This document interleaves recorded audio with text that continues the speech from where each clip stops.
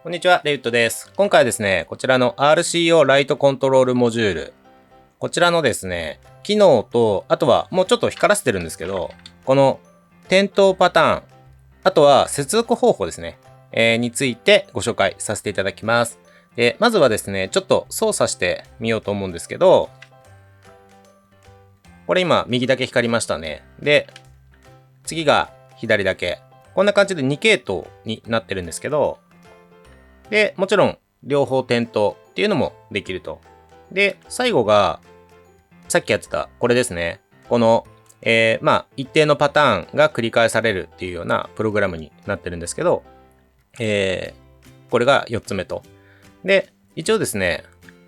このショートもできるっていう感じです。もう一回やってみますね。片側、2系統のうち片側だけ光る。で、もう片側だけ光る。で、両方点灯。で、この、点滅パターンですね。で、消灯と。こんな感じの、ものなんですけども、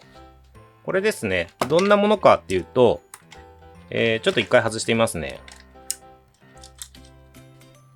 ものとしては、こういうものなんですよ。でここも外しちゃいます。で、これは、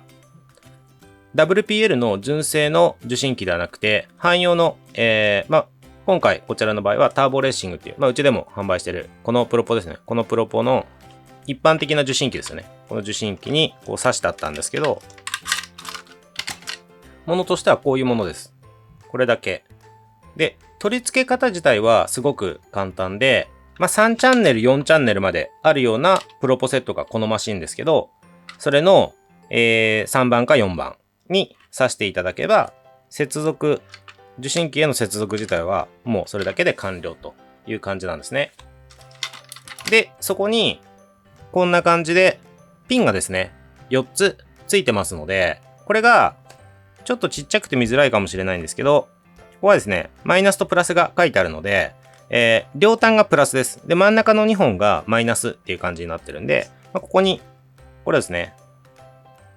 こうプラスマイナスを、当然 LED 使う場合は、プラスマイナス間違えると点灯しなくなってしまうので、ここにそれぞれ、間違えないように挿すと。で、ちょっとこれは他の動画で説明してるんで、気になる方はそちらも見ていただければと思うんですけど、この当然使う LED に対してちゃんと抵抗はつけないとダメですね。で、ここから出る出力なんですけど、電圧ですね。電圧は、この本体につけている ESC の規格というか、仕様ですね。仕様に準じた形で出てきますので、BEC 回路の電圧ってやつですね。その BEC が 5V のやつだったら、もうここに 5V が流れる。で、6V だったらここに 6V が流れるっていうような仕様になっています。で、この BEC の電圧っていうのも別の動画でご紹介してますので、それもですね、合わせてよければ見ていただければと思います。はい。で、ここのピンなんですけど、今回この赤いコネクタで挿してるんですけど、これが JST の RCY かな ?RCY っていう規格の、2ピンのコネクタですよね。これ多分よく見るやつなんで、そのコネクタかって感じだと思うんですけど、それが一応こんな感じで直接させるんで、ここから電源をですね、さらに取るときはこんな感じでコネクタを作っていただくか、あとはですね、QI コネクタの2ピンも全然普通にさせますので、こういうやつですね。もう本当に電子工作とかで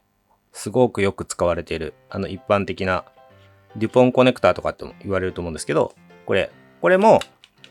全然ここにですね、こんな感じで挿すことができます。はい。というわけで、仕組みだったり、この取り付け方だったりっていうのはそんなに難しくないと思うんですけど、この光り方のパターンですよね。これが、動画じゃないと分かりづらいと思ったんで、ちょっと動画にさせていただいたんですが、ちょっともう一回やっておきましょうか。これが多分、ちょっと長めに見ないと分かんないと思うんで、最初からいきますね。挿した方が分かりやすいですね。挿して、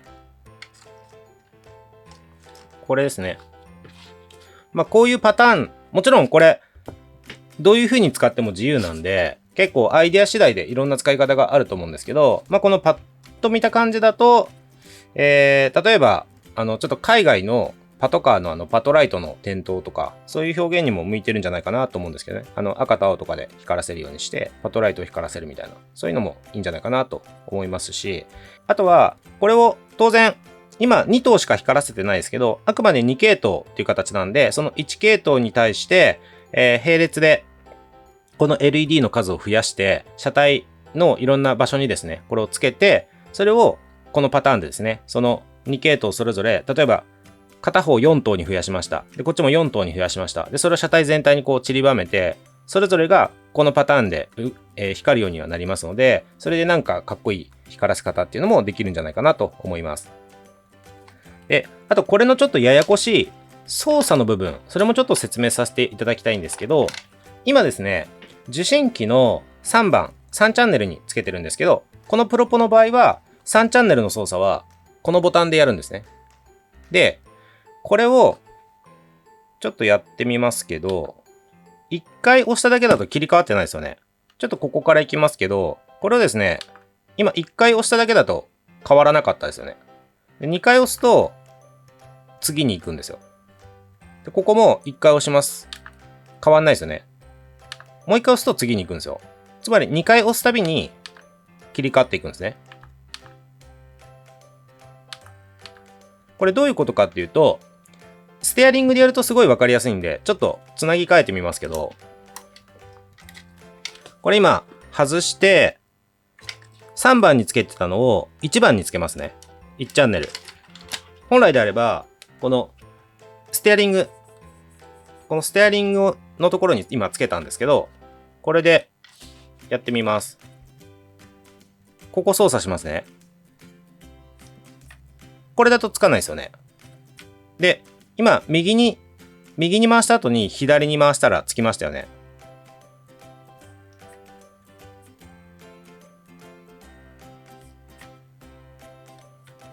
こういう感じです。これ何かっていうと、この受信機から、信号が出てるんですよ。この受信機につなげるコネクターのコードって大体3本あるじゃないですか。これの、これでいくと、黒がマイナス、赤がプラス、で、白が信号なんですけど、ここから出る信号のうち、ステアリングで言うと、こう、右と左が、逆転っていうか、こう、右の信号が送られた後に左の信号が来たっていうのを拾って、次に移行するんですね。なので、3チャンネル使ってる場合は、これ、よく使われるのはシフトチェンジのサーボに使われるんですけど、これ押すたびに、こう、サーボが右に動いたり、左に動いたりっていうのをこう繰り返すんですけど、それを拾って、右にっていう信号などに左っていう信号が来たから、それを拾って切り替わるっていう仕組みになってるので、ここで行くと、こう、2クリックするみたいな、そんな操作になるんですね。で、もう一個やっとくと、この4チャンネル、これは、よく使われるのはウィンチの操作に使われるんですけど、これも、こう、今つなげてないですけど、ちょっとつなげる前に操作見ておくと、このスイッチをこう右にスライド、真ん中、左にスライドってあるんですよ。なので、ここにもしつなげた場合は、ちょっとやってみますね。これ抜いて、今度は4番に挿します。はい、これ今4番につけた状態でちょっと操作してみますね。こうずらしたら今こっちつきましたね。で、これを左にずらしても今変化なしですね。でもう一回右にやると次に移る。